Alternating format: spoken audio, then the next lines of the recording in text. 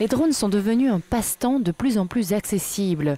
Ils pourraient même représenter dans 10 ans près de 10% du marché européen de l'aviation, soit quelques 15 milliards d'euros par an.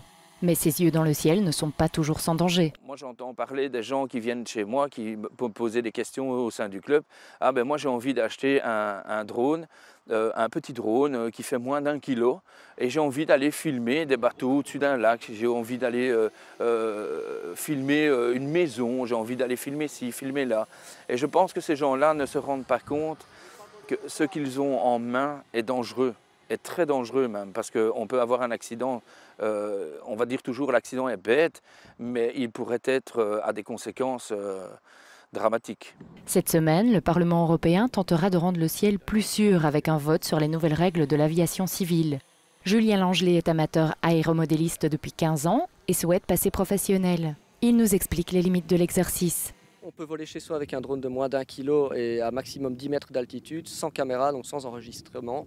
Ce qui est logique, on va éviter d'aller filmer la voisine qui bronze dans son jardin, ça tombe sous le sens. Les 10 mètres, un peu moins.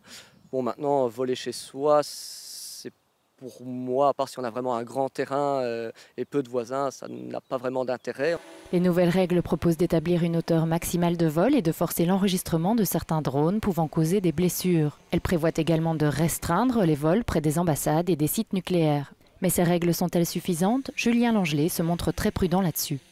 On prend l'exemple du permis de conduire. Vous passez votre permis de conduire, ça vous empêche pas de rouler à 200 km/h sur l'autoroute, pourtant c'est interdit.